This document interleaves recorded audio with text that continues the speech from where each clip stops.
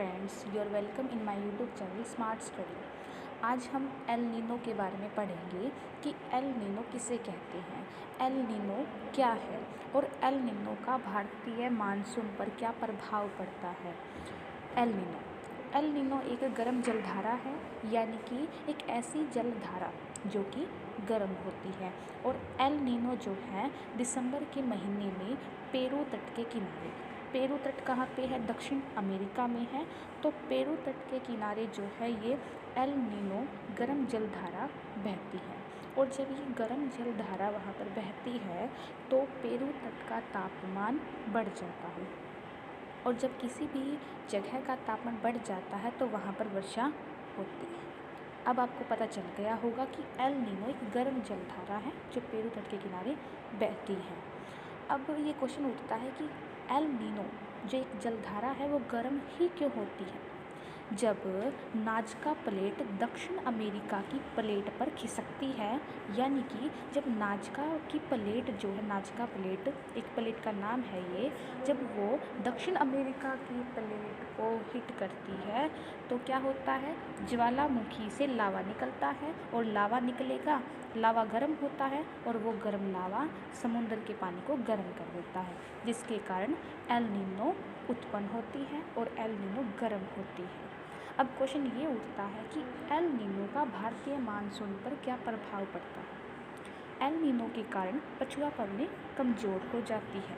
पछुआ पवनें जो सामान्य स्थिति में क्या होती है, मजबूत होती है, यानी कि पावरफुल होती है। और जब पछुआ पवनें पावरफुल होती है तो वे समुद्र से ज़्यादा वाष्पीकरण करती हैं। जब किसी भी चीज़ का वाष्पीकरण होता है तो समुद्र वो चीज़ जो है ठंडी हो जाती है, यानी कि जब पछुआ पवनों के कारण वाष्पीकरण होता है समुद्र का तो समुद्र ठंडा हो जाता है, उसका तापमान कम हो जाता है। लेकिन जब एल नीनो के कारण पछुआ पवनी कमज़ोर हो जाती है तो जो है समुद्र का वाष्पीकरण कम होता है और समुद्र का जो तापमान है वो गर्म बना रहता है और समुद्र ठंडा नहीं होता, जिससे हिंद महासागर में गर्मी के समय भी क्या होता है, तापमान अधिक होता है। और तापमान अधिक होगा तो क्या होगा, उसका वायु भार कम होगा, और वायु भार कम होने के कारण भारतीय मानसून कमज़ोर पड़ जाता है, यानी कि भारत में मानसून जो वर्षा है वो कम होती है। अब क्वेश्चन ये उठता है कि एल नीनो किसे कहते हैं। एल नीनो किसे कहते हैं, एल नीनो एक ठंडी जलधारा है जो कि पेरू तट के किनारे ही बहती है, और ये क्या करती है, ये व्यापारिक पवनों को मजबूत करती है।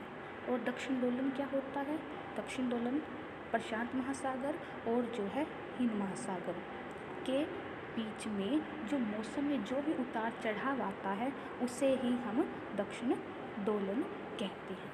और हमें ये भी पता होना चाहिए कि एल नीनो जो है वो 4 से लगभग 5 साल के बीच में जो है ये गर्म जलधारा पेरू तट के किनारे बहती है, और सामान्य स्थिति में तो एल नीनो की जगह ला नीनो बहती है। आई होप आपको क्लियर हो गया होगा कि एल नीनो किसे कहते हैं, ला नीनो किसे कहते हैं, दक्षिण दोलन किसे कहते हैं। Thank you for watching this video and have a nice day.